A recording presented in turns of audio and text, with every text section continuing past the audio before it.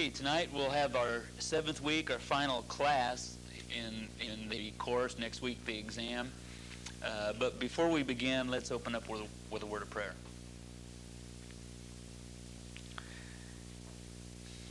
Father, we take a moment before we enter into this tonight. Ask that you would help us to empty our minds from the things that might distract us from the business at hand. And as we take a look at the origin of the Bible that we use today, the one that's sitting in front of us this evening, from the language that it was first communicated to your authors to the English that we use today, open our hearts and minds and have us to be able to understand and appreciate and gain profitable knowledge from the discussion that we have tonight. And let the cares and the things from the day and the week so far help us to set all of that aside and find ourselves being instructed and being taught by you as we dedicate this time to you in Jesus' name. Amen. Okay, tonight we'll have a approximately 1 hour, we'll probably run a little bit past the break, discussion of the origin, the derivation of the English Bible. And then in the second half, we'll probably have depending upon how much questions are generated, we'll probably have a short night tonight because the review won't take very long. But we'll have somewhat of a review of the last 7 weeks, at least as far as the test is concerned. Now, basically what I'll do at that time is just give you the high points of what the test will be concerned primarily with. As we're going through the previous notes, and if you remember last week I said remember to bring all of your outlines with you on tonight's class. I hope you've done so. As we go through some of the previous outlines, if any points are raised, if you see a point that maybe you didn't have clarified at that time, even if I don't say you got to learn this, raise your hand and ask a question. Let's do it then. Whether or not it's going to be on the test is irrelevant. That's not. We haven't been here for 7 weeks just so that we can have a test next week. That test is not an evaluation of how much you've learned. How much you've learned will be is something totally different. So if there's anything that you have any questions over some of the stuff that I might have glossed over too rapidly, or just something that you didn't quite understand, please stop me as we go through the review. But let's turn to our outlines now, and we'll take a look at the English Bible. First of all, let's take a look at some of the early versions. Now, last week we looked at the Syriac Bible, and specifically some of these earlier versions that we're going to look at don't really fall in the category of the English Bible. That's just where it kind of broke down as far as the length of classes go. And we'll look at a couple of them before we get into the English Bible. I had mentioned in one of the earlier weeks, and just a little bit of review, let me explain there is what's called a primary translation, which would be if I was to translate from the original language of Greek into another language, say English. That would be called a primary translation. That's from the original language to another. Okay, primary translation. Now, in the example of the Philippine language, for example, they do not have a primary translation in any of the Filipino languages. All they have are secondary languages, secondary translations, where someone has taken the King James Version, for example, and translated that into Filipino. When we were there a few years ago, currently there was the work being done where that was being translated from the New International Version. And that would be what's called a secondary translation, where a secondary translation is a translation of a translation. Okay? And then in some instances, you might even have, and we'll look at a couple of them tonight, you might even have what's known as a tertiary translation, which is a translation of a translation of a translation. If someone was to take the Filipino language version that is translated from the King James, which is translated from the Greek and Hebrew, and translate that into one of the minor dialects of some of the Filipino, or some of the more remote. There's like I think 1,000 different dialects and languages that are spoken in the Philippines. So if they were to take that and translate that into something even further then that would be what's known as a tertiary translation. So that, just a little bit of initial background. The Syriac missionary activities. Now remember, I said that from the inception of the Syriac church last week, that they were very actively missionary minded. They got in. We just don't have that much record. You know, we know a lot about the activities of the Western church because that's what primarily concerns us as Western Christians. But the Syriac church, from its inception, was very actively missionary minded, and they just went the other direction. They went into India, they went east into China, and they went north into what we would consider to be southern Russia, or the areas that have been receiving a lot of news lately with Azerbaijan and Georgia, and where the big earthquake was last year and so on. Well, this was some of the areas of effort of missionary activity with the Syriac church. First of all, there's the Armenian. Now, the Syriac people were basically modern-day Syria and southern Iraq, in that area. And then if you go on north, which would be the northern extremes of Babylon and Babylonia, the northern extremes of modern-day Iraq, and into that area, you have what is known, and then on into what is modern-day Armenia. And this was the ancient Armenia. This was probably the first place that the gospel was taken by the Syriac Christians. And then directly north of that, you have a region which is known as Georgia. And they don't grow peaches or speak with a southern accent there, but this is called Georgia, and it's part of the Soviet Union, the SSR, and this is one of the areas we hear about on the news where they're talking about trying to receive independence and so on today. Well, this was an area of missionary activity even as early as the end of the 3rd century. Now, this is quite a bit north. I mean, this is out of the Roman Empire. This is in what was considered to be, outer Mongolia in those days. I mean, this is just way out there where all of the heathens lived. But the Syriacs were very active in their furthering of the gospel. The Georgian translation, the Georgian version of the Bible, the Georgian-speaking people did not have a written language, and so one had to be produced first before they could translate the Bible into their language. They didn't use an alphabet. They didn't have a written language, so the missionaries did what is, that sort of activity is still going on today, where you go into places like Papua New Guinea or the innermost regions of South America where they don't have written languages. They have the missionaries that go in and learn the language and then commit it to writing and then start translating scripture into it. And that the whole purpose is to provide a written Bible for the people. Well, that began as early as the 3rd century with the Syriacs in Georgia. The Georgian translation was most likely originally a secondary translation, being translated from the Syriac, and more likely the Armenian was too, being translated from the Syriac, which was translated from the original languages.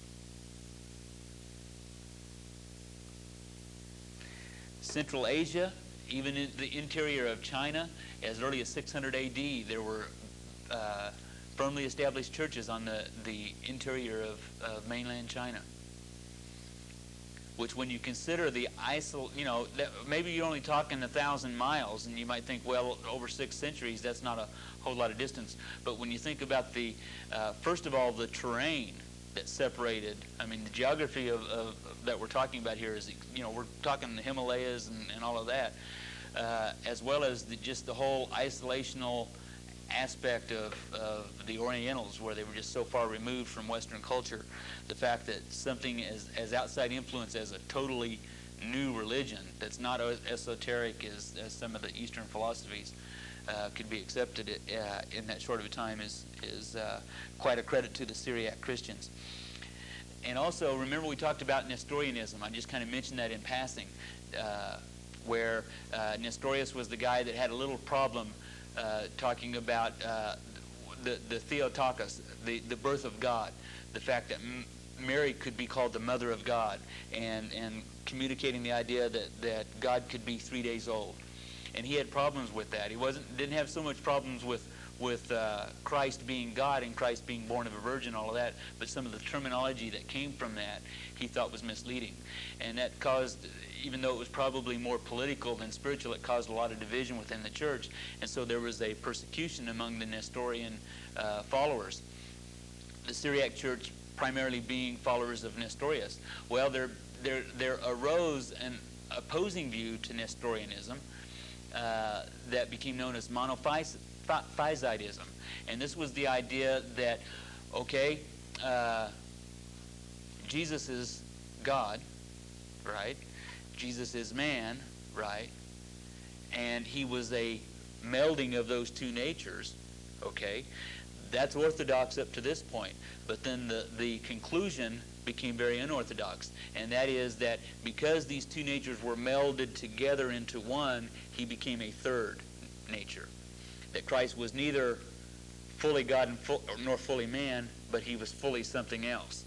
And this is known as monophysitism, which was something that arose in opposition to Nestorianism. So in the areas such as the areas of the Syriac influence where monophysitism came to rise, it met with persecution and was dispersed as a result. So where did they go? Well, they went to Africa, primarily in Egypt, outside of Alexandria. Now, Alexandria was actually more Greek than Egypt. You know, I mean, it was, even though it was in Egypt, it was a Greek city. And so their influence was always Greek, and they, you know, had Hellenistic tendencies throughout, just as the Hellenistic Jews did prior to Christianity, so the Christians did after. But outside of Alexandria, the language that was spoke is what's known as Coptic, which is basically in that language it's spelled and sounds almost the same as Egyptian, and just the Coptic language, ancient Egyptian language, is known as Coptic, and that was the name of the church, the Coptic Church, and they were monophysite. And then also just a little bit west of there, Ethiopia, or the Ethiopic Church, and they were also monophysite. So these were founded by the Syriac Church. Now that's quite a, you know, that's even their influence was north and south and west, but here we see them going southwest. I mean north, south, and east, but here we see them going all the way around the Mediterranean into North Africa. And in fact, that influence was so pronounced that there are still Ethiopic and Coptic churches today. Even in the United States, they're a minority and small. They even have a little different canon than what we use in some instances, specifically with the Old Testament. But that influence has lasted even till today. Arabic. Now the Arabic would be what, you know, that was the language outside of Aramaic, which was the you know, Syriac language, and Hebrew, the language that was spoken in Middle East that especially as a result of Muhammad and the rise of Islam, that was Arabic language. And there was the Arabic version of the Gospels was transmitted orally up until the 7th century. It hadn't been committed to writing prior to then. And so they, you know, there were Arabic Christians, and there was missionary activity to the Arabs at that time, but it had all been done orally. And it was the translation in Arabic was marked by pronounced Docetism, D-O-C-E-T-I-S-M, Docetism, which is a form of Gnosticism. And I think we're familiar with that. Docetism was the idea, the branch of Gnosticism. The word docetic means to seem. And it was the idea that Jesus, you might have heard the story about Jesus really wasn't there. You know, he when he walked on the sand, he didn't leave footprints. He seemed to be there. He just appeared to be there, but he really wasn't. He really never was incarnate. And they believed he was God, or at least maybe a God would be a better definition of their belief, but that he was not really incarnate. And this was the one of the tenets of Docetism. And Muhammad himself, in an explanation of Jesus, said that he only appeared to resurrect from the dead. And this is probably as a result of that tradition that had been coming down in their Arabic translations. Okay, some of the Western, any question about these earlier translations so far? Okay, some of the Western translations, this will be we'll be starting from now at this point and starting to move toward where we are today, beginning with these Western translations. First of all, the Gothic.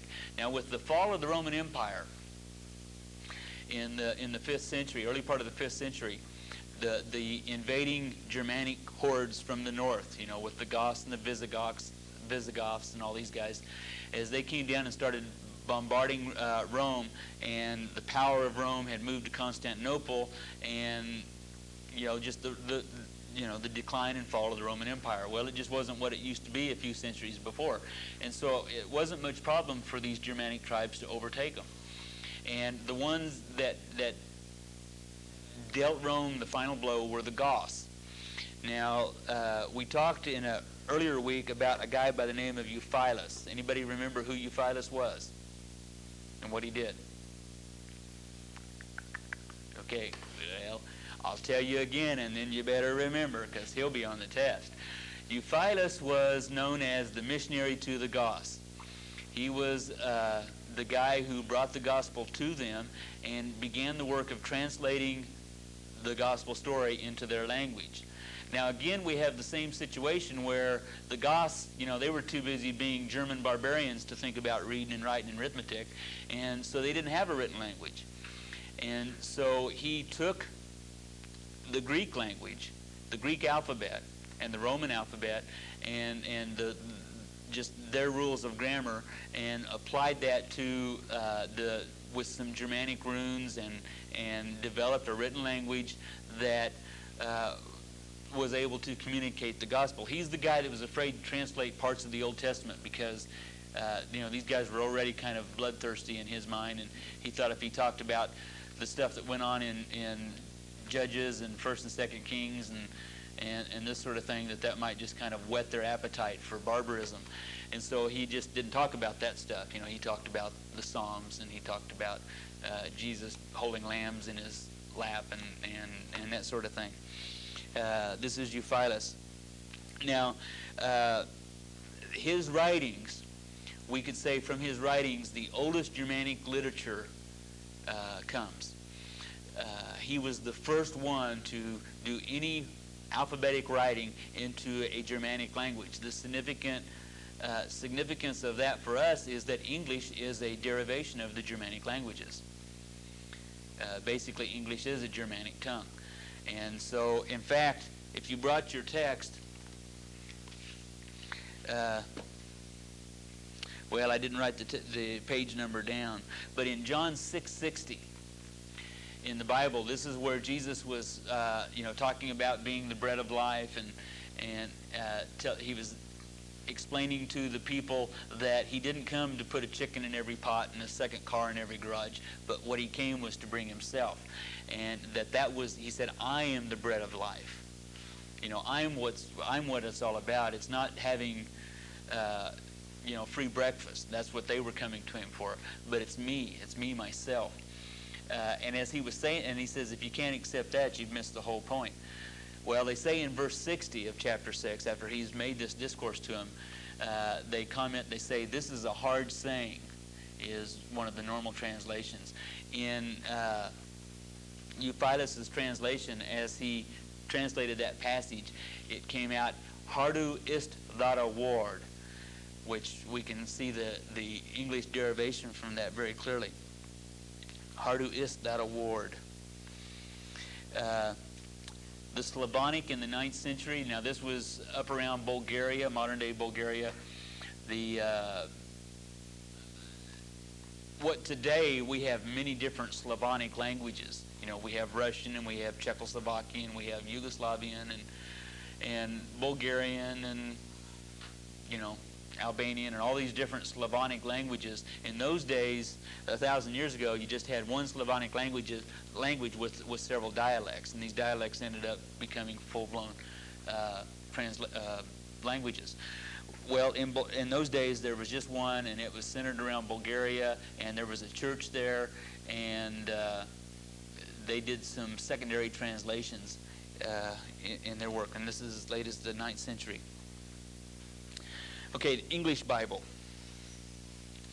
Now, we can take the English Bible, or we can take the English language and break it into primarily 3 developmental periods. First of all, the Old English period, which we can date roughly between 450 AD and 1100 AD. Now, these are approximate dates. I mean, it wasn't like on October 7th, 450 AD, that people started speaking Old English. And then on February 22nd, 1100 AD, somebody said, okay, from now on, no more Old English. Tomorrow, we all start speaking Middle English. There were transitional periods in these 3 periods of English, but they were very rapid. The period in the 5th century began with, if we were to, let's look. Okay, there were as early as 314 A.D. there was a council held in Arles, and 3 British bishops attended. So as early as the very early part of the 4th century, there was already a church established in Britain that was large enough to send 3 bishops across the canal to attend this conference. And but even if they did have some sort of a translation in their language, it would not be, there was no relation between that and what we would call English today. This is even prior to, as you see, this is before 450, and this is prior to the Old English period. The main language of the British Isles in those days is what's known as the Celtic language. And Celtic is not English. There's no connection between that at all. Remember the ancient Druids and this sort of thing.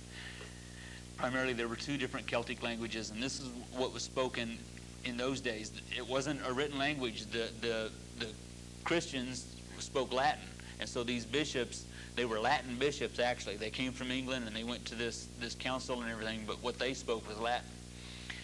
Then when they went home and said, hey, how you doing, to their friends, they spoke Celtic, but the ecclesiastical and the literary language was Latin. They didn't need to have a vernacular language because the common men just, grew food and things like that. They didn't need to know how to read and write.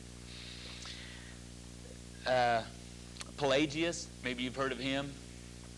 He is the author of the Pelagian heresy, Pelagianism, which is basically just briefly stated, it's a denial of original sin.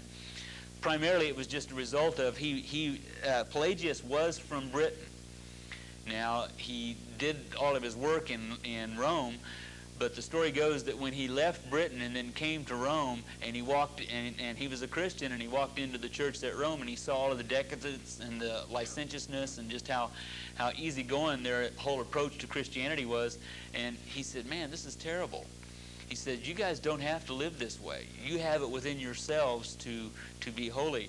And so he denied the fact that they were sinners by birth, and that he denied the whole aspect of the control of original sin. And the further he took that, the more heretical he became in the fact that everybody has the ability to choose good and bad. We become sinners because we choose to be bad. And it doesn't have anything to do with the Holy Spirit or regeneration or anything like that. And so he was strongly opposed by a lot of his contemporaries as a result. You see the dates here, the latter part of the 4th century, early part of the 5th. Now, he wrote several commentaries on the life of Paul. But, as I said, these were all in Latin because the language of Britain was Celtic prior to this time. Well, the Angles and the Saxons and the Jutes, you see the term Anglo-Saxon referring to English and American whatevers, comes from these 2 words. The Angles, the word England is a shortened version of Angleland.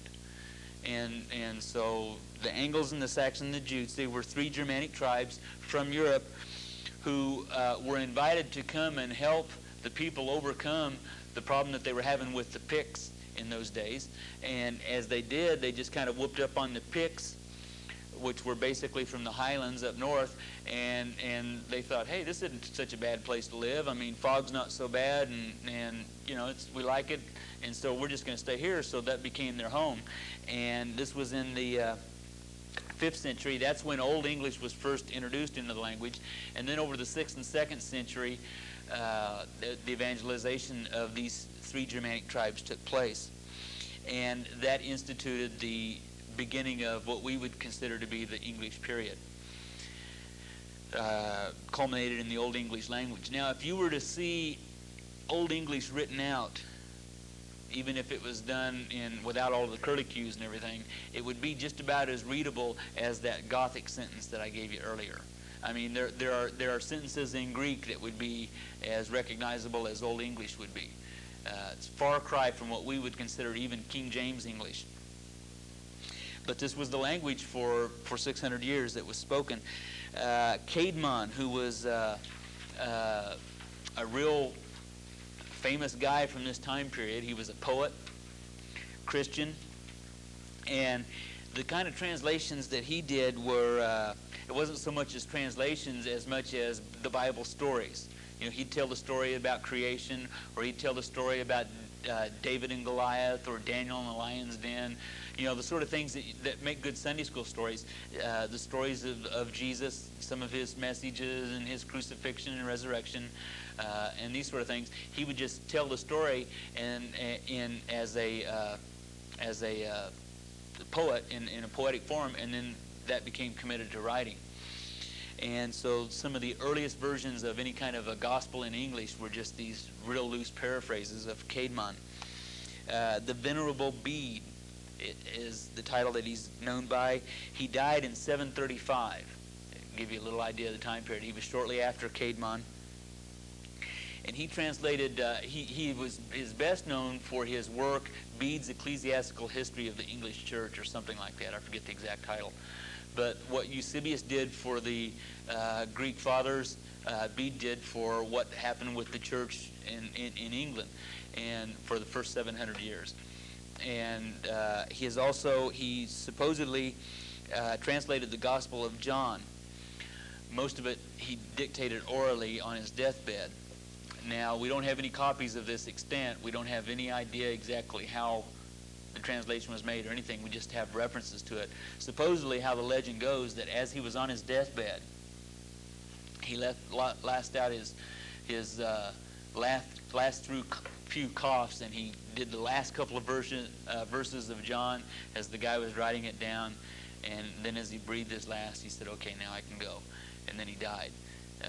He'd accomplished his work by dictating the Gospel of John. Alfred the Great, who was the king, he died, he was about 100 years later, he died in 899. One of the first kings of Britain. And the kind of translation that he did things like, he did the 10 Commandments.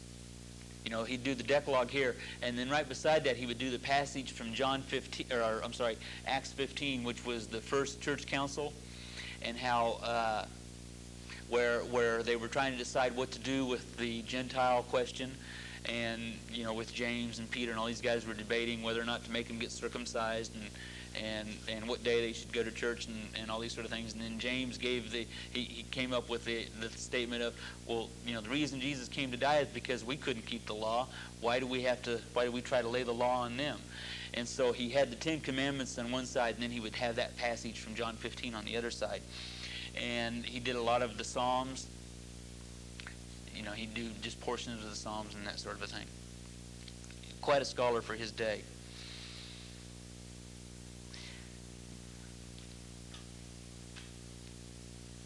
Yeah, Wayne. Were there any actual translations at all during the Old English time then? I mean, full translations? No, none. This was not what we would consider a very scholarly period of history. In fact, I doubt any of this was, probably none of this was, they probably didn't even know such thing as Greek and Hebrew existed. This was done from Latin. Latin was, the last vestiges of Latin was still being spoken. And anybody that had any education at all spoke Latin and therefore could read and write Latin. But as far as any kind of, there was just not that kind of scholarship to be able to do something like that. This was the very depth of the Dark Ages, and it was literally that.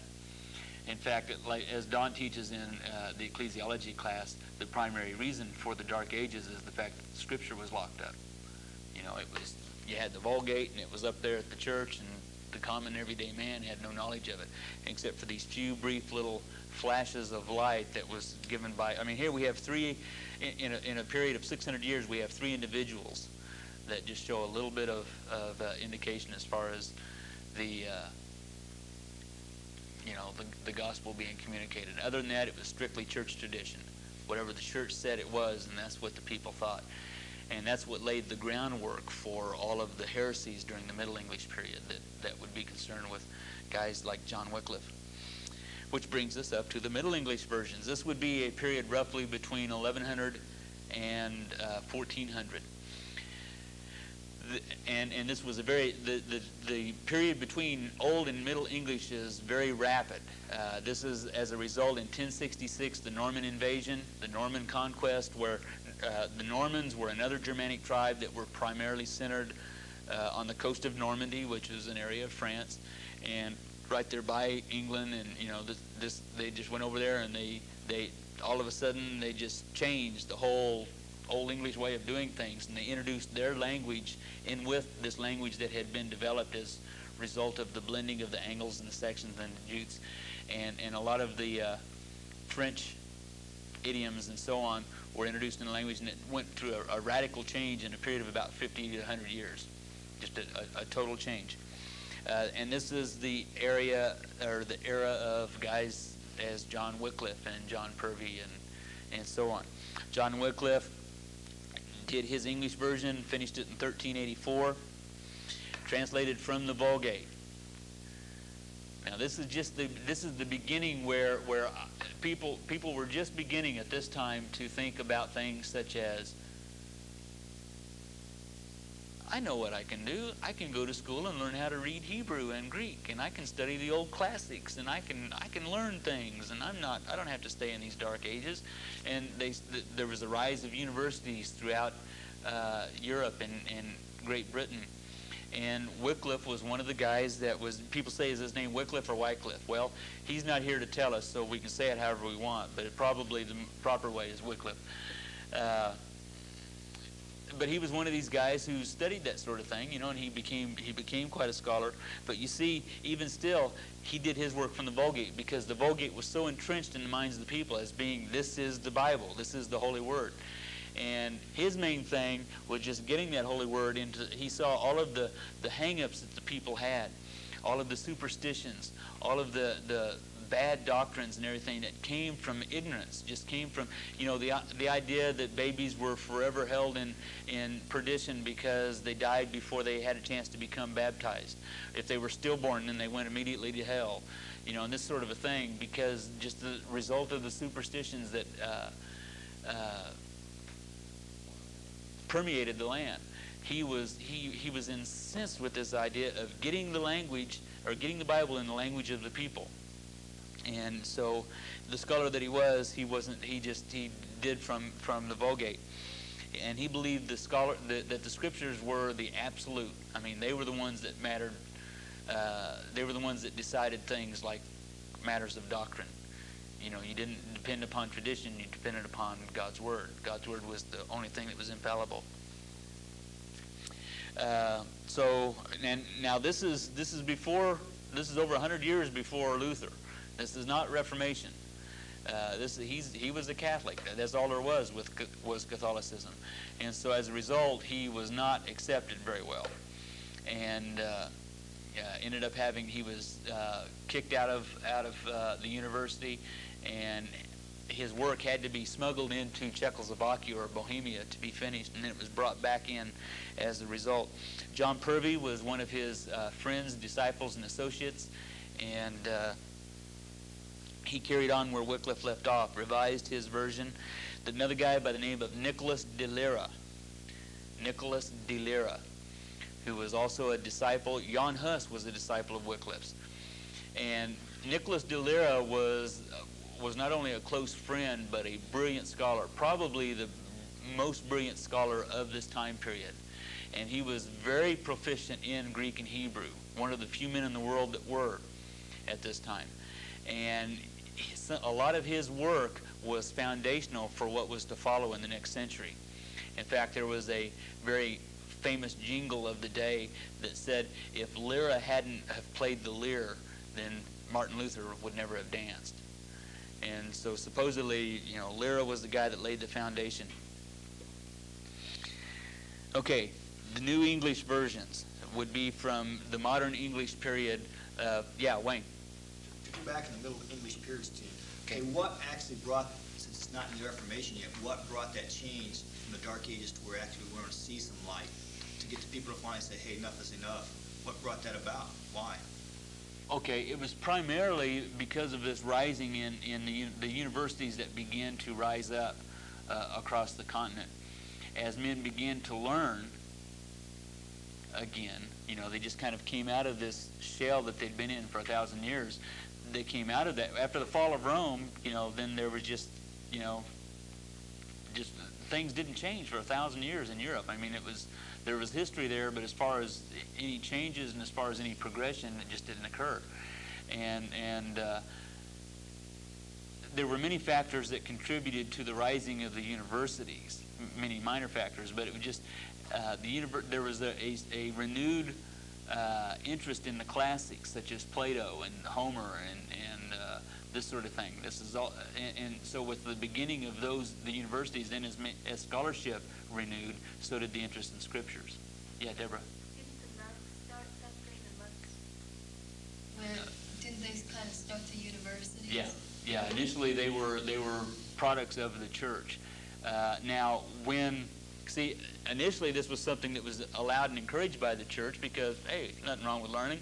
But then when people started learning, they found out, scriptures are more important than tradition. And then the church tried to stop the universities, and that's where guys like Wycliffe and things like that got into trouble. How did the church go about as far as letting the Vulgate actually go out to the common people at that time? Letting the Vulgate go out to the common people? It didn't. At that time, so they didn't. It didn't, because people didn't speak Latin then. Okay, well, how did they go about as far as letting it be translated? So it could be They didn't. They see, to the church came from, the church had the idea that the Latin language was the holy language, and that to make it so base, so common, so unholy as to put it into the common language of the peasants was to degrade it. And that was the worst thing you could do for it. And their mentality was that God never they honestly believe this. God didn't intend man to read the Bible and interpret it. He intended the church to read the Bible and interpret it. So the church, meaning, the ecclesiastical hierarchy, they understood Latin. So they could read the Bible. There was no need to put it in English, because then all that's going to do is confuse everybody. What they do instead is if they have a question, they come and ask the church, and the church will tell them. And so that was the mindset. And so when guys like Wycliffe and Purvey and De Lyra began trying to bring that change about, it was met with opposition. Because to them, all they were trying to do was cause problems. They were just viewed as troublemakers. Any others? Okay, the New English versions. Modern English, which would be you could say the New English period or the Modern English period, from approximately 1400 to the present. So you can see Wycliffe and Purvey were right at the end of the Middle English period. You can read some of the writings you could look at a Wycliffe Bible and be able to figure out about half the words. So it's not, even though it looks pretty Latin, it looks more like Latin in some areas than English. You can still figure out that it's English, and it's not too far removed. But then shortly after them became the Modern English period, which was primarily the result of the establishment of England as a nation, and but when it became a unified country and so on. There were many prerequisites to say you have the King James before you today. Prior to that, just as we saw with the Latin Bible, and just as we saw with the Greek Old Testament and the Syriac and all of the other translations that we've looked at in the past several weeks, The same is true with the English. Prior to having any kind of an authorized or accepted version, there were many prerequisites. There were many versions and translations that preceded it, some good and some not so good. And some of the things that laid the foundation for what we could when I say modern English, I'm talking about not 20th century, but from King James on. Okay, at least at this point. So some of the prerequisites for a modern English translation, something that, when I mean modern English, I'm saying something that we can pick up and read. With the English that we speak today, at least we can read and understand it. Some of those prerequisites are, first of all, the invention of the printing press. Gutenberg's printing press made the, going back to Wayne's questioning a minute ago, one of the things that I think sometimes we lose sight of is that prior to this time, people did not have libraries in their homes. People didn't even have a single book. Not only because of the fact that they had no use for books and reading and writing, because there was no time to read and write. I mean, that's time consuming, and I got to go make a living. It's hard enough just getting enough food for today, much less having some leisure time for reading. But everything had to be copied out by hand. And so books were very rare. They were very expensive, and it just wasn't a very common thing. Well, with the invention of the printing press, that totally revolutionized things. I mean, just, it was the greatest thing since sliced bread. And all of a sudden, there was just this whole prolific aspect to literature that had never existed before, and books could be mass-produced on a very large scale. And so that led to not only the rapid changes in the language, but also made it possible to make it more accessible to people. Second of all would be on October 31st, 1517, a guy by the name of Martin Luther went up to the door of the Wittenberg church and nailed 95 theses on the door, or 95 theses. Now, we probably have this idea of him going up there with this real arrogant, chest stuck out and, his shoulders cocked back and just looking for a fight like a little banty rooster, and he's got this big sledgehammer and he just bang, bang, take that, Pope. But really that wasn't the attitude in which he proceeded with that at all. A very common practice in those days, when you were making a public Bible study statement that was open for, they sat around and debated doctrine, not in a heated way, but that was just, they sharpened their iron that way. And the way it was done was you went and nailed your Bible study up on the door. Someone else would come along and read it, and then they would get with you and you would discuss the matter. And that's really all, by and large, that's all Luther was doing. But with the institution of those 95 theses, that began what became known as the Reformation. And then the third thing that was a prerequisite to a modern English Bible we talked about last week, and that would be Erasmus' Greek text in 1516, the year before. Prior to this time, the text had the only criteria for the text of the Bible had been tradition, which would have been the criteria for everything in Christianity prior to that time. And there was no such thing as textual criticism. Erasmus was the first guy to ever use any kind of principles of textual criticism to establish some sort of a standard Greek text. And so with the establishment of that and the printing press, and then the freedom of men to say, hey, the church has blown it. I don't have to do it, but I don't have to worry about going to hell because I'm going to stand up and say the church is wrong as a result of Luther's work. Yeah, Deborah? 1516, the first edition was 1516. Okay, William Tyndale. William Tyndale probably did more, if you read your text, he's in the opening chapter, and he probably did more from a scholarship point of view to produce what is in front of us today as our Bible than any one man. William Tyndale had this unprecedented desire. He was famous for a saying of that he wanted to make He wanted to make the boy that drives the plow in England know more of Scripture than many a man of learning. And his idea was just to have everybody, just make the Bible so accessible that everybody could read it, and just the thing that Wayne was asking about, that everybody would know Scripture. Everybody would know what God wanted from him, from his Word. And so he committed his whole life to bringing that about. Now, even though he was after Martin Luther, he was before the Reformation of England. England was still a Catholic nation. And so Tyndale was not accepted. His scholarship wasn't accepted. In fact, most of his work had to be done in Europe, in Germany, where, Germany's Lutheran country now. The church has been overthrown, and the Reformation is going full guns in Germany, but it wasn't in England yet.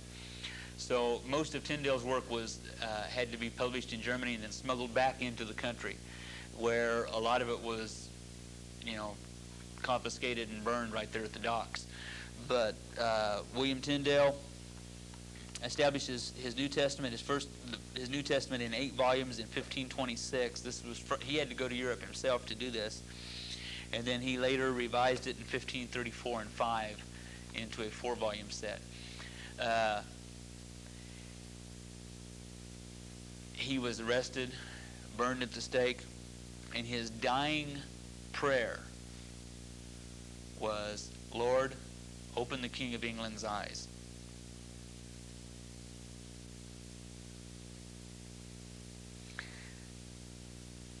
Miles Coverdale, 1535, same time period. He took the Vulgate, Martin Luther's German translation, and the work of Tyndale. And working from these 3 sources, he produced a Bible. Matthew's Bible, 1537, was not the work of anybody named Matthew. In fact, the guy's name was John Rogers. He was using a pseudonym, probably for anonymity, for his own protection. He was a real close associate of Tyndale's, and by and large, Matthew's Bible was just a reworking of Tyndale's work. He was burned by Queen Mary, and his work was revised a couple years later by a guy by the name of Richard Taverner, sometimes called Taverner's Bible, but it was just a revision of Rogers' Bible. So all of this is taking place in the 30s, the 1530s. Yeah, Wayne. Questions? Was Tyndale's from the Greek, Hebrew, his Bible translation, or was it from the Vulgate? Initially, he never did complete all of the Old Testament. No, he was using the original languages. It seems to me that he did the Old Testament like a book at a time. And I'm thinking one of his books was done from the Vulgate. But he never was able to complete all of the Old Testament. Now, some say that a lot of Coverdale's work was actually works of Tyndale's that had never been published. That Tyndale was able to complete before he died, but Coverdale just took the credit for it. So maybe he accomplished more than they knew. Okay. And you said Matthew's Bible was done by John Rogers or Roberts? Rogers. Rogers. Yeah. If he used a pseudonym, how come he got burned at the stake? Evidently he got busted.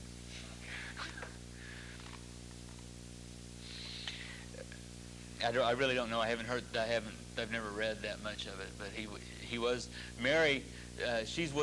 Queen Mary was the Bloody Mary. You might remember from your old world history classes.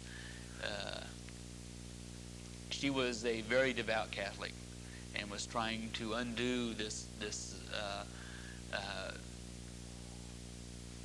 bit of Reformation that had begun to creep into England. Now, 1539. See, all of this stuff took place during the 30s, right? William Tyndale's dying prayer, "Lord, open the King of England's eyes." Within a decade, that prayer was answered by Henry VIII, famous Henry VIII, who was convinced that there was a need to have a Bible that could be accepted by all. Here we got all of these versions going around, some of them good, some of them not. Let's have one that's authorized. So out comes the Great Bible. And King Henry was known as looking at it and saying, "God's name, let it go forth to all my people." And it wasn't a great Bible because it was so cool. It was a great Bible because it was so mondo. I mean, it was just this, it was the great Bible. And it was so big that people couldn't carry it under their arms, so they just had this big lectern up at the front of the church, and they just kind of left it sitting up there. So it really wasn't doing a whole lot of good as far as the common man goes. He'd have to go down to the church and read it, And, but it was the first authorized English Bible, the Great Bible. And it was by and large, it was a pretty good work. Now, 1560, we see the introduction of the Geneva Bible. Remember, Geneva is the home of guys like John Calvin and Theodore Beza. That's the home of the Reformed movement of Presbyterianism. And so the Geneva Bible was the outworking of these two men primarily. In fact, even contained the footnotes. It was basically the first study Bible, and it contained footnotes by John Calvin. So consequently, it was extremely Presbyterian in its slant. But it was a good translation. It was very scholarly. It was the first edition of the Bible to produce each verse in a paragraph form, to kind of separate each verse off by itself. And it was extremely, it had an excellent adherence to the original languages. They were just good translations from the Greek and Hebrew. This was the first Bible to provide italicized words for the words that were not part of the original text, but needed to be produced for the fluidity of translation. This was the first Bible to do that. Good Bible, but it was so Presbyterian that the Anglicans didn't like it. Now remember, Henry VIII was the founder of the Anglican Church. So here the Anglican Church has been around for about a generation, and they're going full guns, but they didn't like that Reformed slant, and so they thought, well, what the Presbys can do, we can do. And so they got together and they produced what was called the Bishop's Bible, which was released 8 years later in 1568. And it was just the Anglican answer to the Calvinistic statements of the Geneva Bible. Now, all of these are the foundational things to the King James. But prior to, here we are, 1568. King James isn't for another 50 years. Let's shift gears just briefly for a second and look over to the Counter-Reformation. Now, here we got the Catholics who for years have been fighting the idea of putting the Bible in the language of the people. The problem now was all the people were becoming Protestants, because they were saying, hey, let's go become a Protestant and we can have a Bible in our own language. And so everybody was going and doing that. And so the Catholics said, man, if we don't do something, we're going to lose all our people. We better come up with a Bible in the English language. And so they commissioned what became known as the Douay-Rheims version. Douay-Rheims, named after the two cities where Douay was where the Old Testament was produced, and then it was moved over to Rheims, and that's where they produced the New Testament during a period between 1582 and 1610, translated directly from the Vulgate. Because, see, I mean, they still ain't letting loose of the idea that the Vulgate's the holy language. Latin's what's happening. So it's directly from Latin into English, yes. But it was an extremely Latin translation. In fact, it was so Latin, a lot of the Latin terms were just transliterated. And they had to have a glossary in the back just to explain some of the languages, such as azymes and prepus and just, terms that even in those days nobody used, because, I mean, they were Latin words, not English words. And it was revised in 1749, but primarily the purpose of that revision, we talked about last week with the Vulgate, how under Pope Sixtus and Clementine, due to their textual critical work, that further restored the original text of Jerome. Well, this happened during that time period, and so they revised the Douay-Rheims in 1749 as just basically to bring it updated, make an updated version as far as the textual criticism goes, not so much as to change the Latinism of the translation. And this was the Catholic Bible up until 20th century. And now they've got as many different versions as the Protestants do. Okay, let's get it started on the King James Version. I don't know if we'll get through it before the break or not. The King James Version was primarily the result of King James VI in 1604 convened the Hampton Court Conference. And it was primarily an attempt to, let's call this conference, and we'll call people from all different denominations of Protestantism, and let's get together and find out how we can quit fighting. I mean, we're talking about a time period when they talked about church disputes, we're talking about pulling out a gun and chopping off someone's head with a sword. You know, when these guys had a church fight, I mean, the 30 Years' War was basically a religious battle. And after 30 years, what ended it wasn't because anybody won, it's because they forgot why they were fighting. You know, it started, they were fighting over religion, they knew that, but they couldn't remember what. And so after next generation come up and say, well, I ain't mad. Are you mad? No. And so they just kind of quit. Well, that's the way they handled religious disputes in those days. So James gets these guys together, and he said, let's have a conference and find out what we can do to stop all this stuff. And so a Puritan by the name of Dr. John Reynolds, R-A-I-N-O-L-D-S, John Reynolds, came to James, and he says, you know what we need is a Bible that doesn't have all of these sectarian slants. Something that could be accepted by all Protestants and just be something that is just, I mean, if the Word of God is the Word of God, let's just translate it and don't worry about having to communicate our own biases. And James says, well, that's a good idea. Let's do that. And, you know, let's do something without having all of those marginal notes. Let me give you an example of the sort of thing that they were dealing with. If you got your Bible or your textbook, turn to page 220, footnote down at the bottom of the page. This is an example of what we're talking about. If you know what a papal bull is, a bull in the Catholic Church is an edict. When the Pope said, I have spoken, and sent this thing out, that was called a papal bull. An oft-quoted marginal comment of Tyndale's is the one that he provided. Now, this is in Tyndale's Bible, that he provided to Exodus 32:28, which is where, you know, Moses up on the Mount Sinai and the children of Israel down there making their golden calf and dancing and playing and all that. Okay, here his marginal comment of Exodus 32:28. The Pope's bull slayeth more than Aaron's calf. So, you know, that's the, but then on the other hand, in the Douay Rheims version of Acts chapter 8, they have the chapter heading to Acts chapter 8. This is where Simon the magician, where they came and the Holy Ghost was given to these guys, and Simon goes, hey, that's pretty cool. Here's some money. Let me buy some Holy Ghost. You know, where can I get him? And so in the Catholic version, in their chapter heading to Acts chapter 8, it says, Simon Magus, more religious than the Protestants. So as bad as he was, he's still better than the Protestants, according to the Catholics.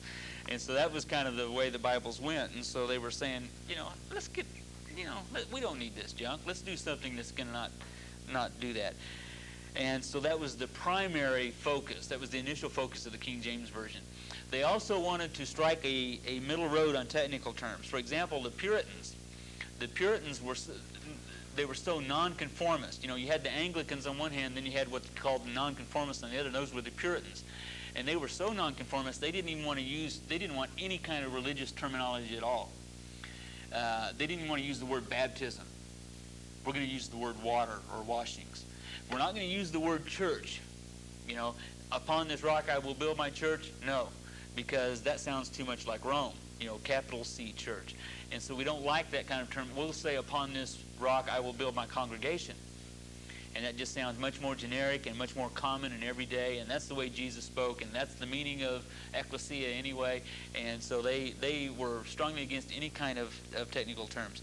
Well, the King James Committee wanted to strike some sort of a balance between the Latinisms of some of the earlier versions and this, you know, complete extreme of the Puritans on the other extreme. One of the criticisms of their work is this is during the Renaissance when literary masterpieces are the mainstay.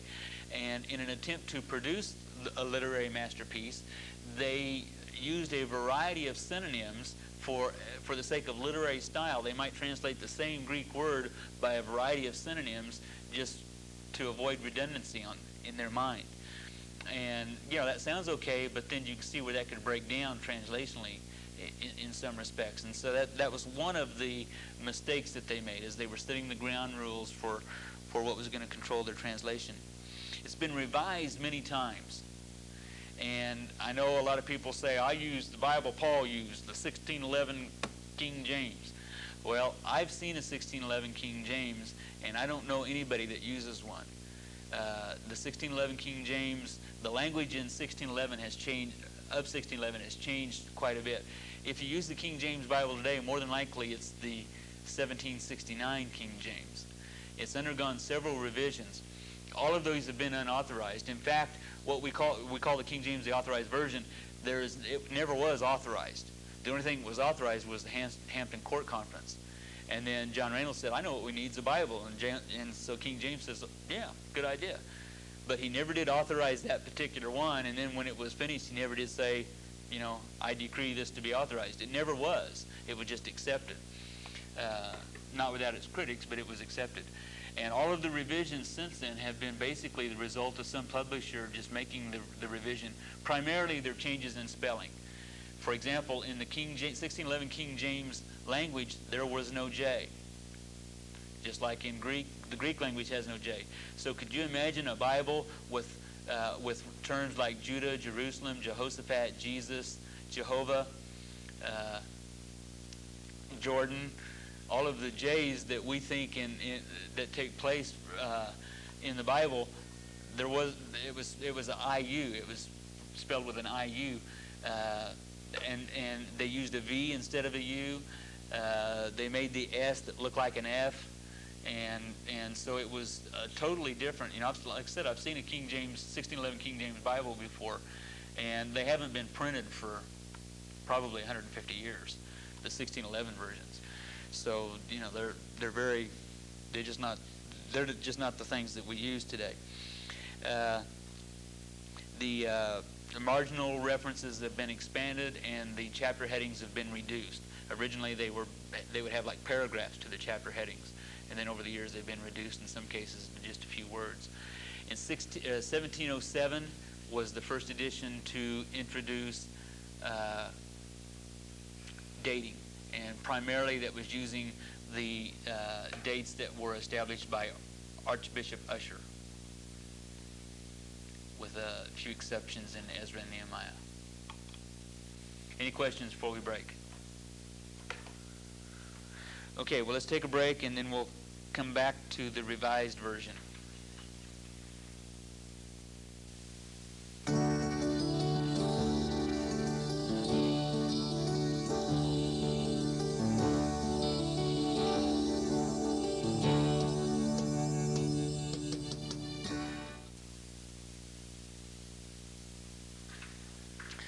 Okay, we ended up with a discussion on the King James. Any other questions on that before we go on? The King James Bible, even though it's not much in vogue today, man, you got to give it some credit. For over 300 years, close to 400 years, it has been the Bible of the English-speaking church, and it has led countless thousands to the Lord. So it's got a lot going for it, in spite of its shortcomings.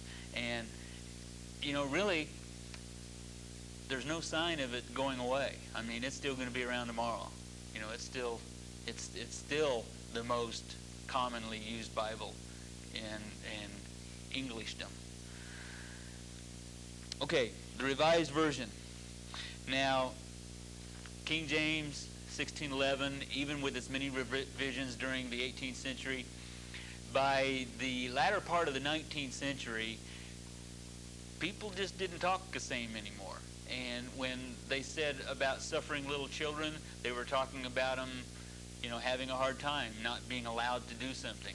And so there was the need to update or to change the wording. Most of the revisions, as I stated earlier, that had taken place in the King James prior to that time were basically revisions in spelling. Not so much an updating of not so much a getting rid of the archaic aspects of it. So there was a resolution passed in 1870 by the Upper House of Convocation of the province of Canterbury. And you might wonder why in the world you need to know that. You don't. So you can write that down if you want. It's the Upper House of Convocation of the province of Canterbury. Got something to do with the Anglican Church. I'm not sure what. But they got together and said, let's look into the idea of revising the King James. So they did that for a period of about 10 years, and then in 1881 they began the work of what became known as the Revised Version. What they began to do as far as revising or updating the King James turned into an entirely new translation, in that they used a totally different text, and they had a whole different approach as far as what they were trying to accomplish through the translation, and just came into a whole other thing. On one hand, it was met with a bunch of applause and accolades, and on the other hand, it was condemned by many. We talked about this in the week on inspiration. Probably the worst aspect of it was the translation of 2 Timothy 3:16, where, according to the Revised Version, it says, all Scripture that is inspired is of God and given for reproof, implying that some Scripture is not inspired. Well, this led, as I said in that week, some of the leaders of this revision committee to completely pull away and have nothing more to do with it. Guys such as Dr. Tregelles, probably the greatest scholar of the 19th century, or at least one of them, Dean Burgon, as well as many others.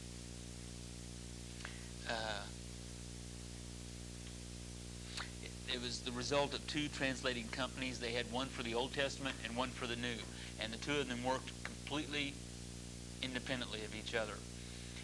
This was probably to the misfortune of the Revised Version. The Old Testament guys did a pretty cool job. They were much more conservative in their approach. They were less apt to make radical changes from the direction of the King James, and they had conservative scholarship at the forefront. The Revised Version, or the New Testament company, was much more liberal in its approach, and of course 2 Timothy 3:16 is a good example of that. And the scholarship of the New Testament is not near what the scholarship of the Old Testament was. And the problem with that has been that people have, as the critics of the Revised Version, they had the tendency of putting both works into one lump, and they just rejected the whole Bible, and some of the goodness of the Old Testament was overlooked. But still, there was a tendency toward liberalism in the Old Testament. For example, Isaiah 7:14, where it talks about a virgin shall give birth, shall bear a son. Well, they translate it young woman, and so there was that tendency toward liberalism even there. Some of the other versions and translations that have come along in the 20th century, there was a period of several years after the Revised Version was released that they waited to see how well it would be accepted in America. And then in 1901, they released what became known as the American Standard Version. And this was basically an Americanized version of the Revised Version. Even though we speak the same language, there is terminology in England that we don't use in America and vice versa. We call an elevator, they call it a lift. They call the thing on the front of your car a bonnet. We call it a hood.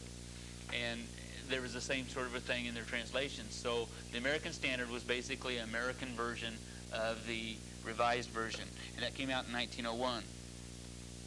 Then as a result, primarily, what instigated it was a result of some of the textual, the Revised Revision Committee of 1881 used by and large, I mean straight down the pike, the work of Westcott and Hort. We talked about them last week.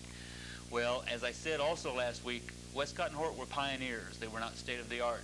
And not only were great strides made in textual criticism during the first part of the 20th century, but also many manuscripts were uncovered. And things such as the Dead Sea Scrolls and things like that shed a whole lot of light on that whole field of textual criticism. So there became a need, and then plus there were some language changes. You know, in the last 100 years, the English language has undergone some changes. We don't use a lot of the same words that we used to, and grammatically the language has changed somewhat, as well as vocabulary. And so there was a need for a change, primarily due to changes in textual criticism, though. There was more of a mood toward eclecticism. You know, we talked about an eclectic text, where it being a blend of the different textual families. And so that was the work of the Revised Standard Version of 1952.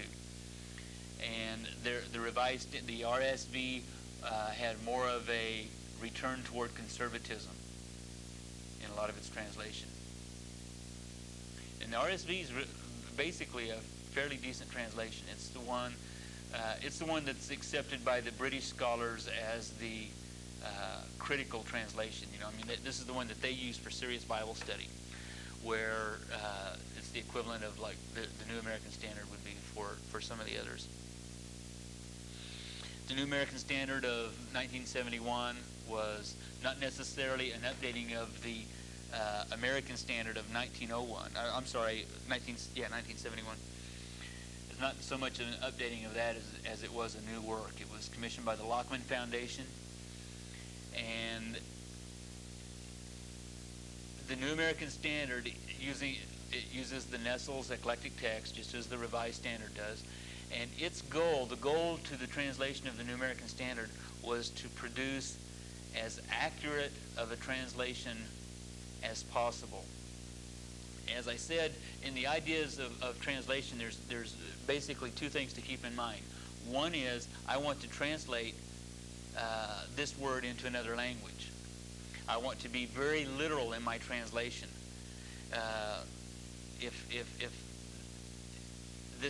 But when you go from one language to another, sometimes you can't do that.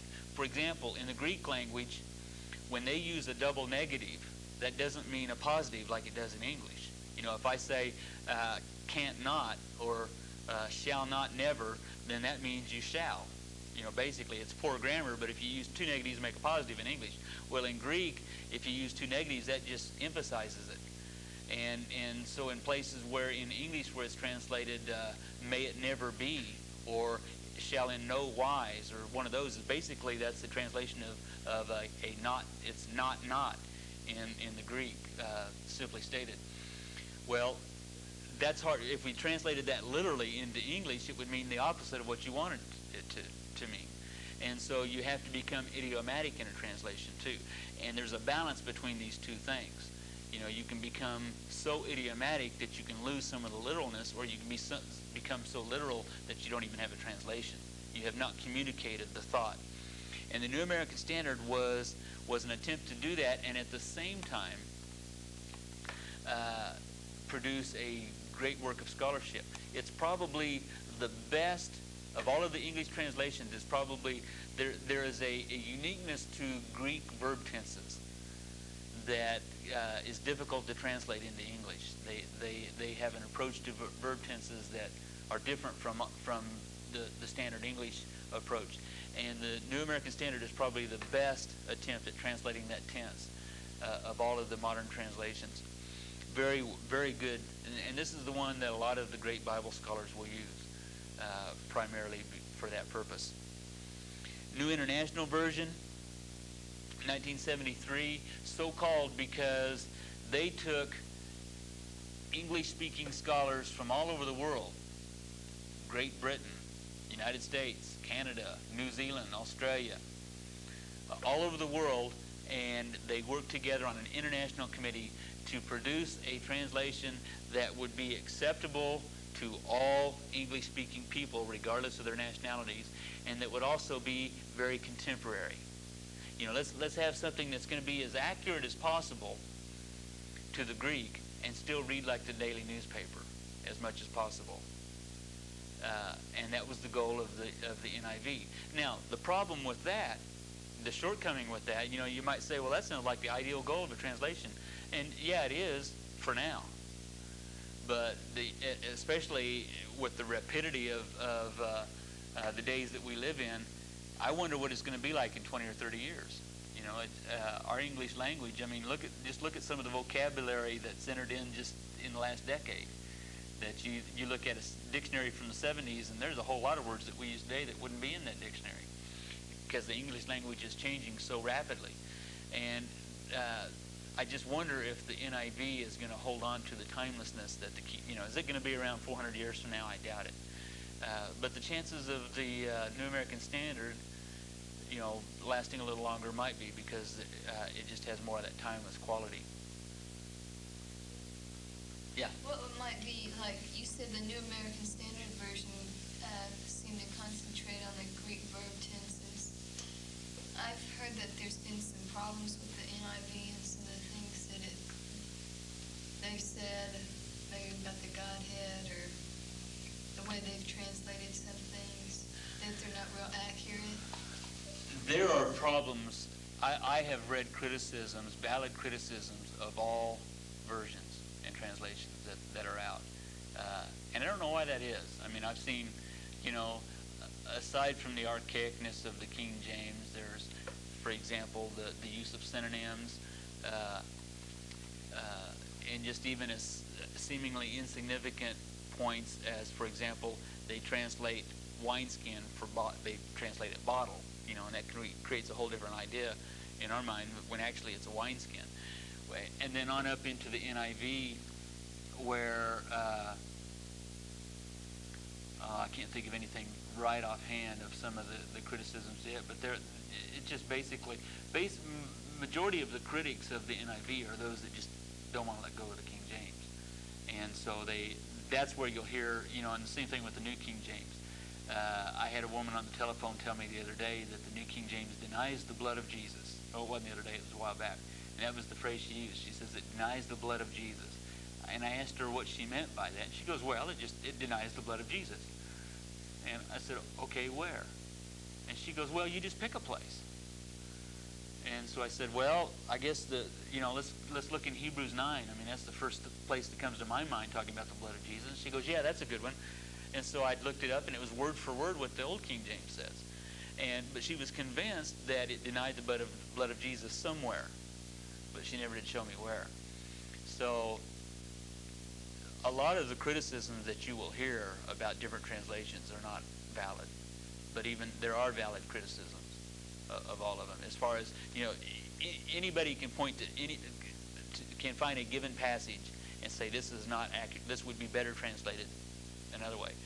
Maybe that's true, and maybe it's not. You know, a lot of that depends upon the opinion of the translator too. So the NIV is a good translation. You know, there's no doubt about it.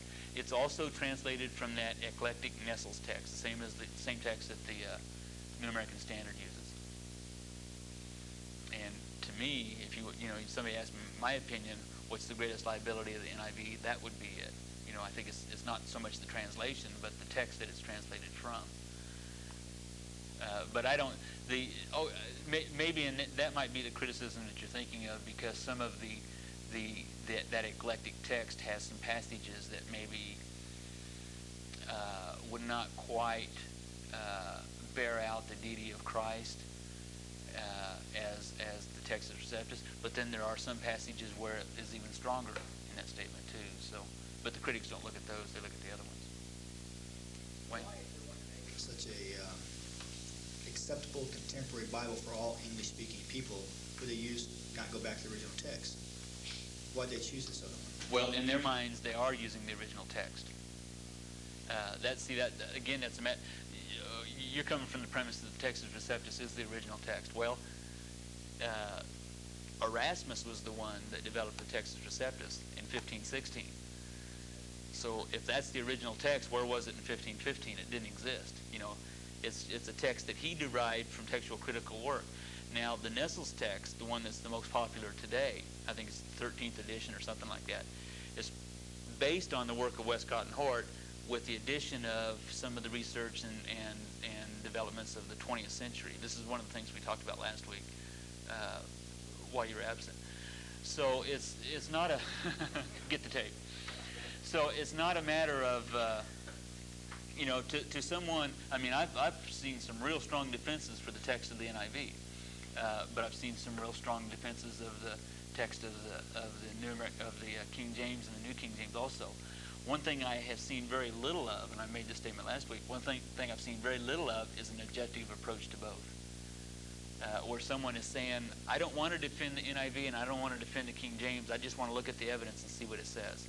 And hardly anybody has done that. I can only think of two names off the top of my head of people that even began to do that. Where's the Masoretic text come in as far as? That's Old Testament. Okay. Now, yeah. Nothing from that. Yeah, when they there's did their not stuff. between all of these different translations. There's hardly any disagreements in as far as the Old Testament text with all of them. The only difference is that with the King James, the Masoretic text that they used was what was available to them in 1611. Okay, there have been some as a result of the Dead Sea Scrolls and the result of the Cairo Geniza and as a result of some of the other archaeological finds in the last 400 years, they have made strides in improving upon it's just been revisions of the Masoretic text. And we brought out a couple of those when we were looking at the Old Testament.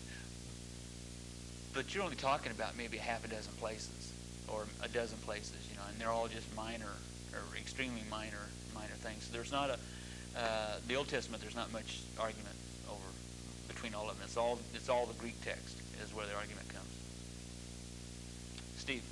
The Dead Sea Scrolls and all the archaeological finds and stuff. Has there been any such find that has maybe redefined the New Testament in any way? No. Not in the same manner that you're thinking, no. Now, in some liberals' minds that are trying, they would say yes, as far as some of the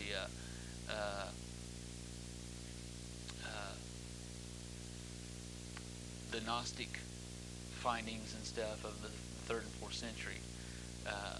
But these were not New Testament writings. You know, they were a couple centuries later. Patty? I've got a two-part question. None of this stuff has been authorized, right? None of it is authorized versions? Authorized by? I don't know. As you were talking through all the other classes, you talk about the different versions. You said, well, that was an authorized version. Yeah. Well, okay, when I said like the King James wasn't authorized, I was talking about coming down from some ecclesiastical decree. In this example would be King James, where he said, I've read this, I like it, here's my stamp of approval. I'm king, I have spoken. With the Jews, it was the rabbinic tradition that that. Remember when we were looking on that chart, the guys that made up that council that ended up developing the Talmud. These were the guys that accepted Akaba's text, and you know, just the Jewish leaders made it authorized. It became the authorized one. As far as when we talk about with the Reformation, that's harder to pinpoint because one of the tenets of the Reformation is autonomy and independence, you know, and so it's hard for anyone to say that this is authorized. It becomes more of what's accepted. That's where the authorization comes from when the church at large accepts it. And so you could say in that respect that all of these are authorized. Churches accept them. Or different individuals, or the scholarly community at large, not necessarily limited to any specific denomination.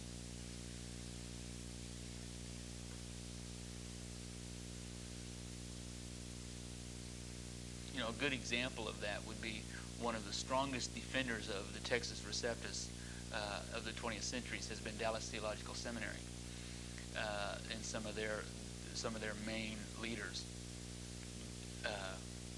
from that school, very conservative school. But then when they produced their commentary several years ago, their Old and New Testament commentaries, it was based on the NIV.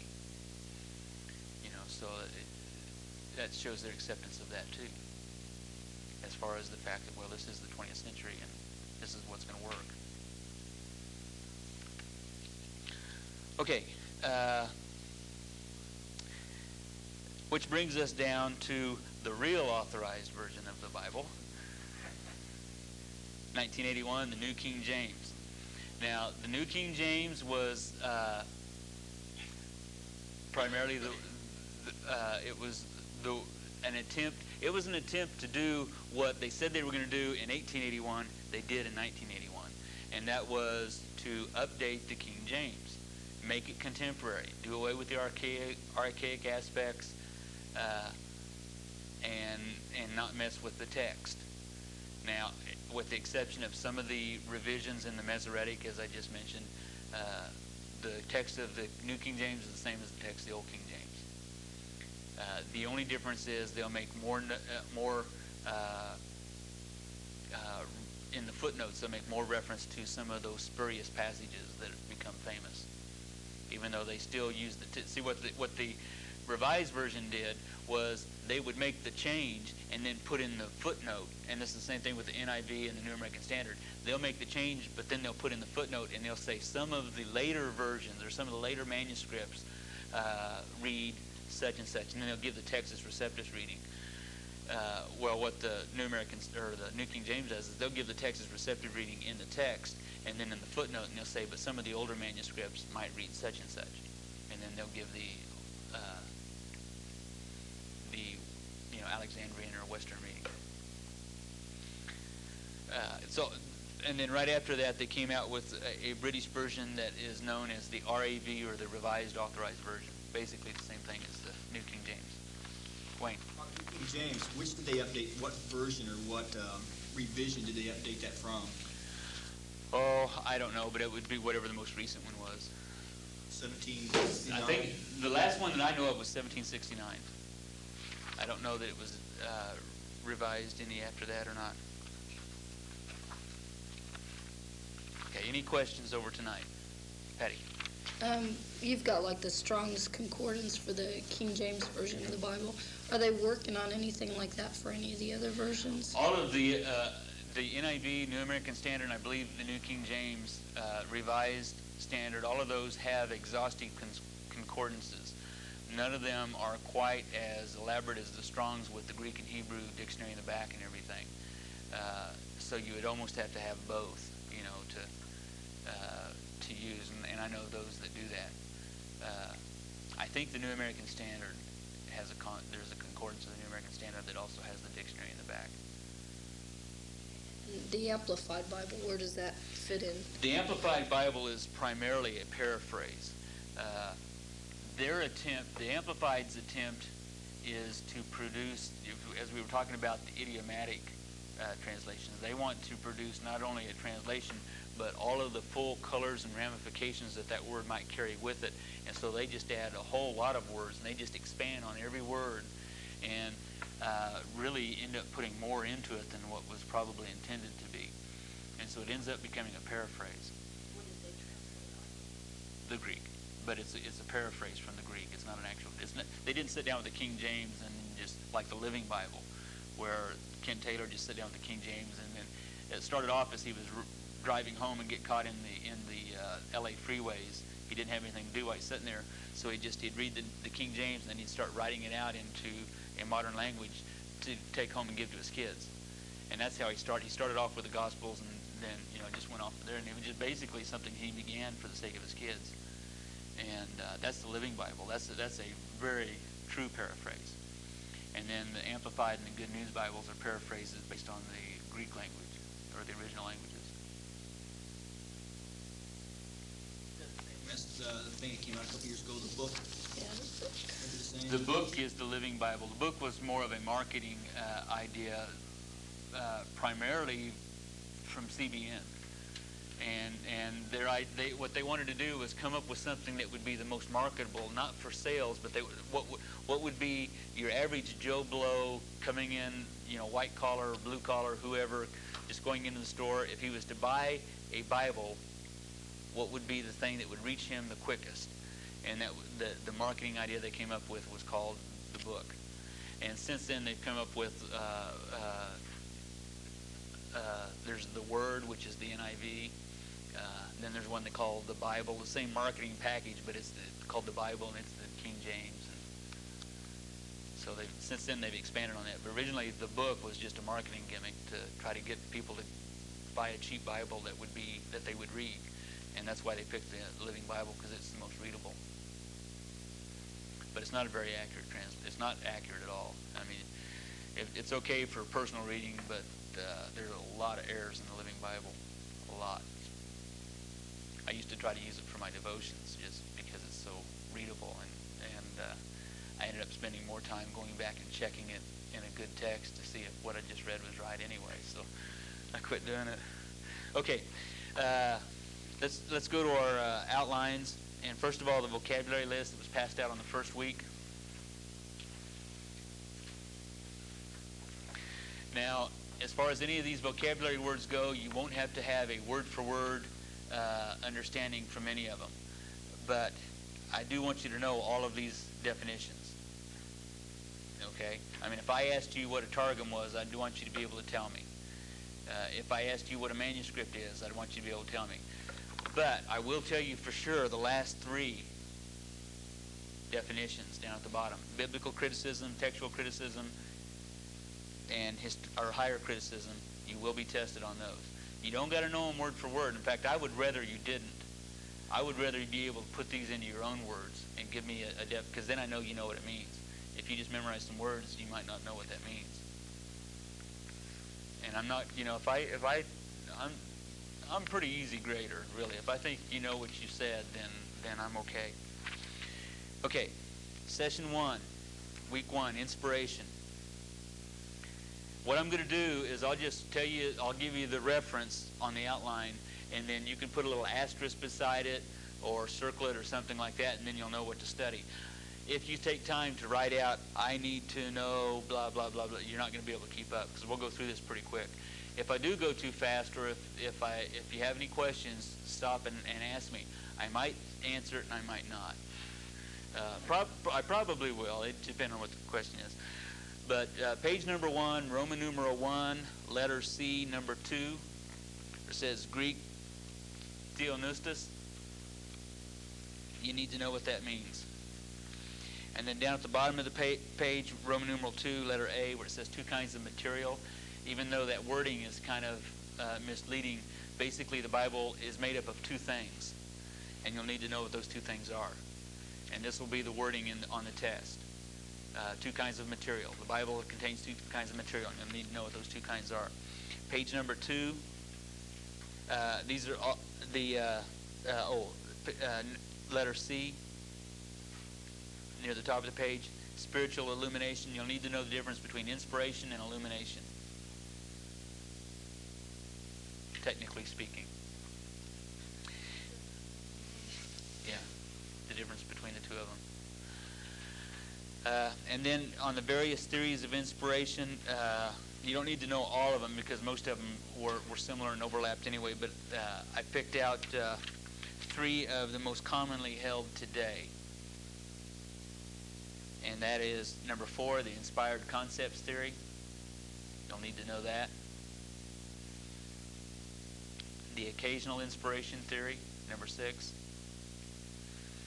And number 7, the verbal dictation. So if I said define verbal dictation, you have to be able to do that. The test will consist of all kinds of questions: true and false, multiple choice, matching, fill in the blank, short essay, just all kinds of questions. Now, when I ask a short essay question, though, I'm not really interested in how well your grammar or spelling or how well you can turn a phrase. If you can answer my question in 2 words, that's fine. You'd have to have a pretty good vocabulary to do that. But if you can do that, that's. but I'll tell you, I'm not very smart. And so when I'm reading your question, when I'm reading your answer, I'm going to have to know what you're saying, you know. I mean, if you just says, you just answered the question because, then that's probably going to be a wrong answer, even though you knew what you meant. Okay, page 3, letter E, number 2, verbal plenary inspiration. The true doctrine of inspiration. You'll need to know what that is. Page 4, top of the page, F. Testimony of Jesus is the strongest witness for the inspiration of the Old Testament. And you're going to have to know that for sure. Okay, session 2. Page 1. Roman numeral 2, the alphabet. You got pictograms, ideograms, and phonograms, A, B, and C. You'll need to know all three of them things.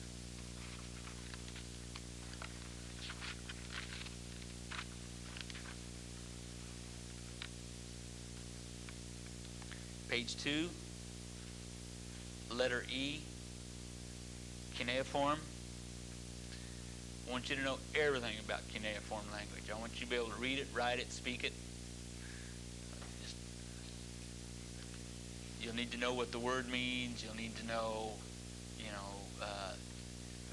you'll need to know that it was extensively used for 3,000 years, that it was the written language of the civilized world for, for 3,000. It was used all over the civilized world for 3,000 years. All of the basics about it. Page 3, J, or the North Semitic alphabet, which was basically, as far as we can tell, as far as the archaeological evidence that we have today, that is the oldest alphabetic writing known to man, and you'll need to know where it was found. Gibel or Byblos. What, EOS? Yeah.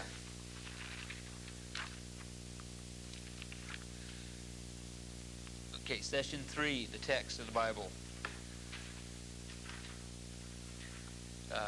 Roman numeral 1, letter B, number 2, covenant. You'll need to know that the word covenant would be, Old and New Covenant would be a better handle for the Old and New Testament. Roman numeral 2, letter B, Marcion. Need to know everything about him. What kind of car he drove, his favorite color. Down at the bottom of the page, under Alexandrian School, number 2 says they allegorized all supernatural history. Don't forget that between now and next week. Alexandrian School. It's Roman numeral 2D2 is the reference. Page 2, Roman numeral 3, letter A, number 1.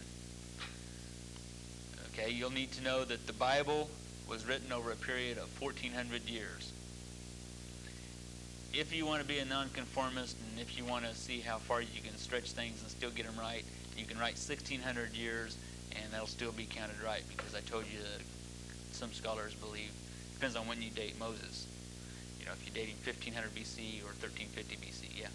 So can we put a date anywhere between 14 and 16? But no, because How far can you go and still? No, in my mind is 1,500 years. That's why I'm asking.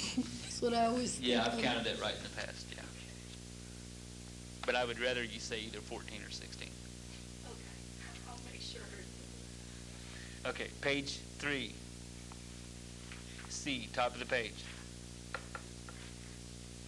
Divisions of the Old Testament Hebrew Bible. There were 3, and you'll have to know them. Not necessarily their Hebrew words. That's fine. If you want to use your Hebrew words, I'll give you a pat on the back, but no extra credit. But I would say this, if you use the Hebrew words, I want you to put the English words in too, because I want to make sure that you know what they were, and not just memorize these Hebrew words. D, divisions of the New Testament. 3 of those, you'll need to know them. Roman numeral 4, letter A, the word canon. You'll need to know everything about the word canon, as far as its etymology, its origins, derivations, meanings, transliterations, what kind of car it drives, favorite color, all that stuff. And letter B, right under that, there's a distinction between canonicity and authority. And you'll need to know that. Remember I said that logically and historically, authority precedes canonicity, and then we gave those two scriptural examples. It's authoritative when it's spoken. It's not canonical necessarily at that time. Okay. Page 4, letter D, down at the bottom, number 10, there were 3 reasons given for a need for a canon. Remember those?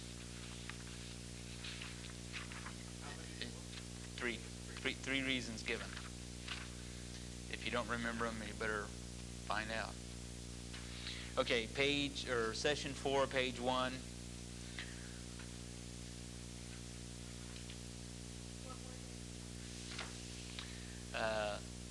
The reasons given for a canon: too many books,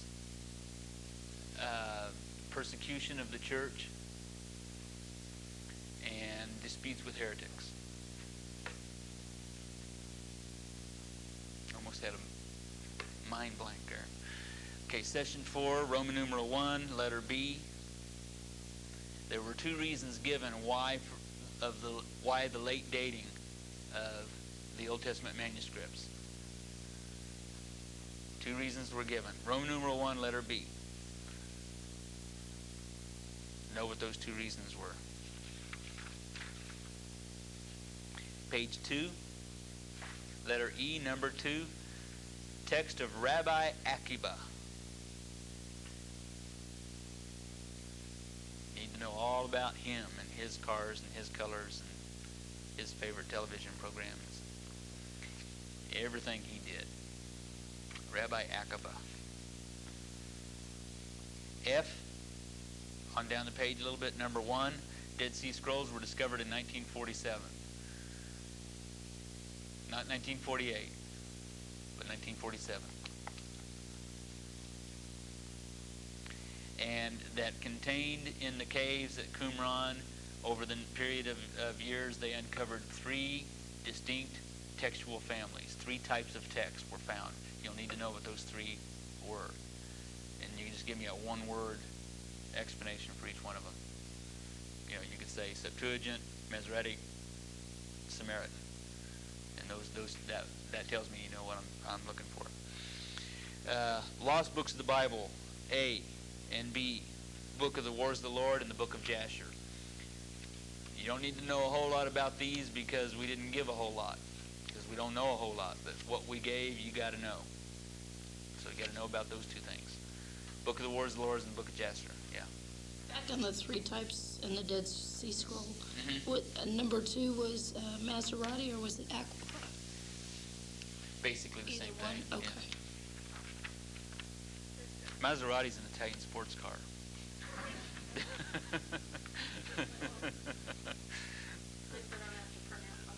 Right. Maserati.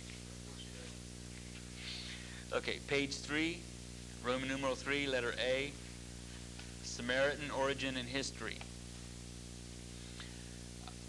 You'll need to know the origin of the New Testament Samaritans. Now, I'm not talking about, if I say, what's the origin of the Samaritans, and you say, well, Omni, when he moved the capital to Samaria. That's not what I want to know. The Old Testament Samaritans were primarily called Israelites before the captivity. After the captivity in Ezra and Nehemiah, that's what you need to know as far as leading up to the woman at the well. I'm wanting to know about her ancestry. When I say what's the origin of the Samaritan people, I want you to know about how the Assyrians took them off, and they left some of them down, and then they sent some people down there and colonized. Remember that week that we talked about all that? And then they melded the Assyrian religion with the Jewish religion of the northern tribes, and then that produced what the people worshipped in the time of Jesus in Samaria. questions over all that. Okay, that's what you got to know. And then also you need to know where their temple was. Number 5. Session 5, Old Testament. Number 2, Targums. You know what the word Targum means and what a Targum am.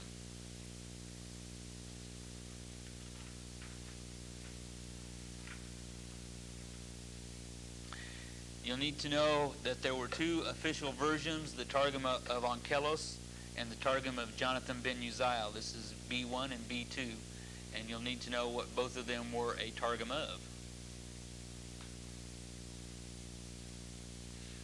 For example, let me just give you an example of a test question.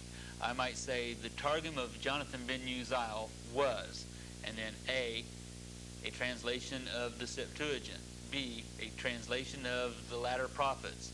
C, a translation of the Pentateuch. D, all of the above. And you'd have to pick one of those.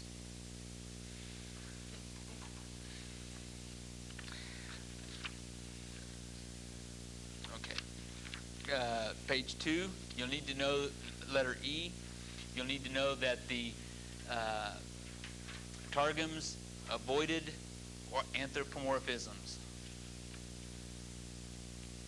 Down at the bottom of the page, Roman numeral 2A1, the word Septuagint comes from the Latin word Septuaginta, which means 70.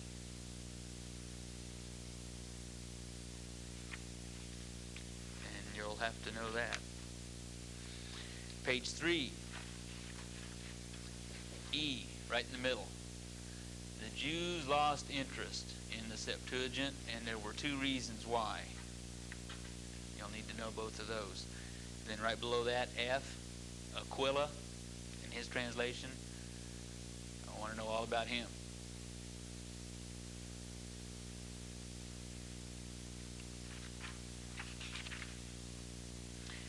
Page 4K, value of the Septuagint. Basically, there were 3 reasons stated for why the Septuagint was valuable to the early Christians. You'll need to know all 3. On the Apocrypha books, the only one that you really need to concern yourself with is 1 Maccabees, letter 2 or number 2. Just need to know what the basic story of 1 Maccabees is. You know, just real brief. Just real briefly.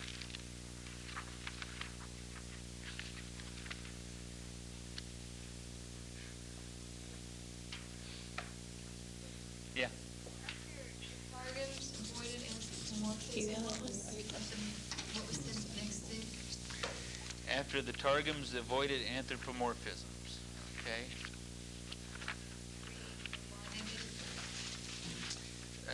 The next thing after that was the Septuagint. Yeah. What it means. Okay, session 6, page 1, Roman numeral 2. In restoring the original text, there were 3 evidences that were given. Yea, 4. And you'll need to know the 3. And if you can add the 4th one, that would be fine too. Or if you can only remember 3 of the 4, that would work. Manuscripts in Greek, early translations into other languages, quotations from the Greek fathers, and then the 4th one was early lectionaries. Good. Like kind of a Sunday school material. Okay, B, Roman numeral 2B, steps of a textual critic. There were 4 steps given, and you'll need to know them in order.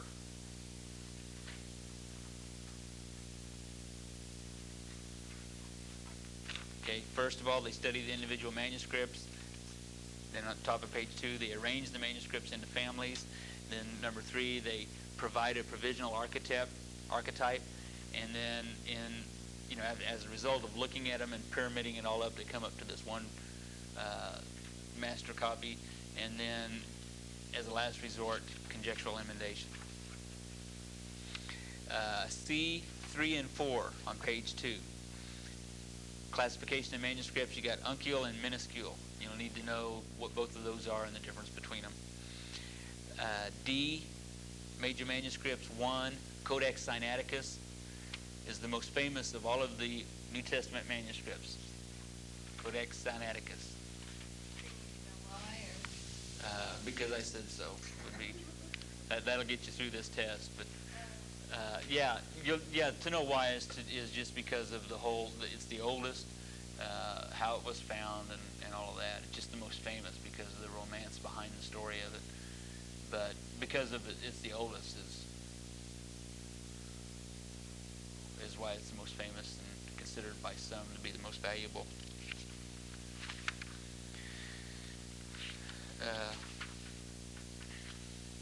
Page 4, C, Jerome, Vulgate. Just know that you need to be able to pronounce his name in Latin. just know he's the one what did it.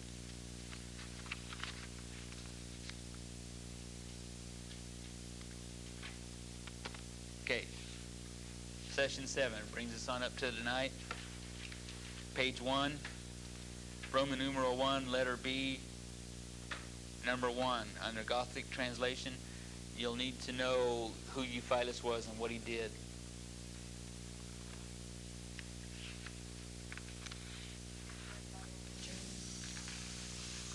In the Gothic,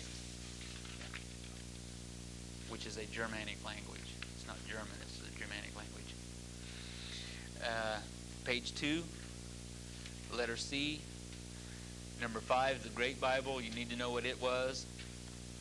And 6, the Geneva Bible. You need to know what that was.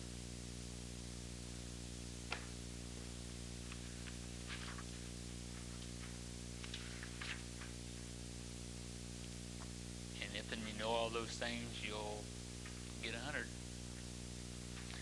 There's 100 possible points with 1 extra credit question that has possible of 8 points to it if you answer all 4 of them.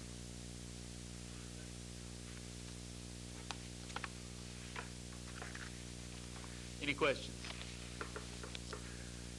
Any other questions? Notes to take the test. It's really not a hard test. It's really not. That's right.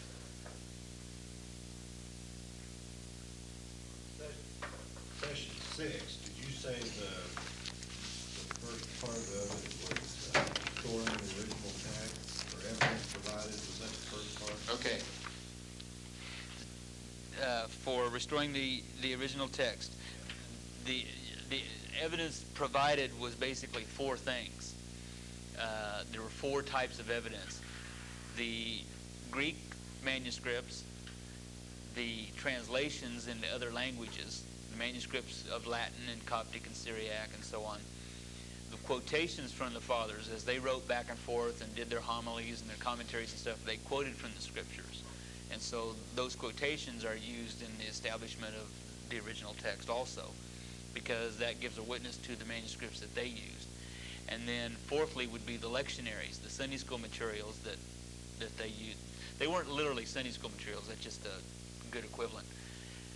They quoted from Scripture, and so they had to have some manuscript that was quoted from. So they used some of those things that survived where the manuscripts themselves didn't. And so those 4 things were put together by a textual critic as used for evidence to restore the text. And then they take those 4 evidences, break them down into the different textual families, and then from those textual families they provide a provisional archetype. And then only as a last resort they do that conjectural imitation.